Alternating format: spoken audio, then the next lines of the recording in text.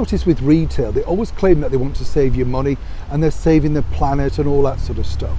And as we've proven many times here on the show, that's simply not the case. Even the saving the money thing, they just put it on other products so that you feel you're getting a bargain.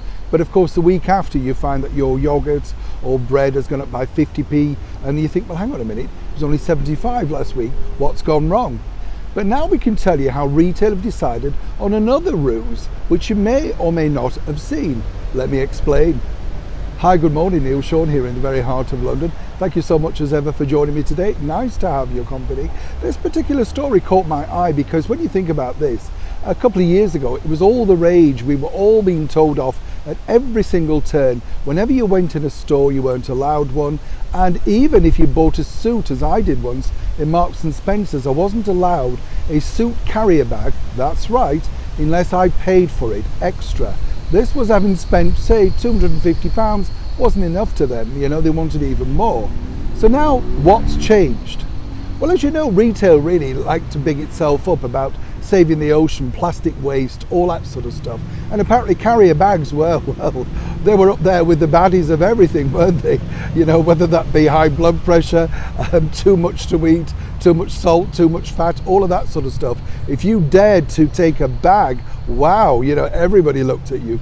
Now fast forward 2 years, and now have you noticed how cashiers, assistants are really encouraging you to take a carrier bag at every turn? Have you not noticed? Whenever you finish at the cash out, if you're lucky enough to be served by anybody, they always say, would you like a bag? In fact, they say it at the beginning.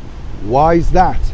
Well, what we can tell you is this, that the tax and the law on that has been totally relaxed. So of course now they get to keep the full profit. They don't have to give any percentage to any charities if they don't want to. Hence the reason now, if you wanted a bag, well, you're thoroughly encouraged. Now, of course, you will have noticed on those self-service tills, they also remind you about would you like a bag? And of course, some people take them without paying. Other people do pay for them.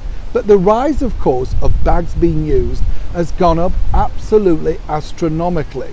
And when you think about it, what has changed? Why have they suddenly decided that clogging up the ocean, or in fact, all the climate problems that plastic bag and degeneration would have, why has suddenly all that gone away?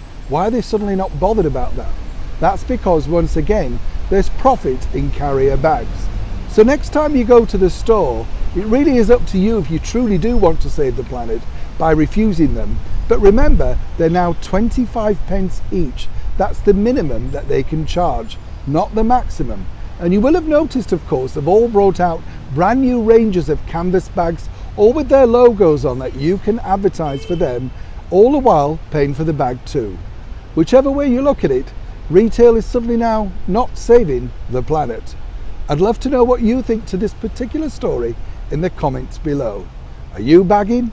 Neil Sean in the very heart of London.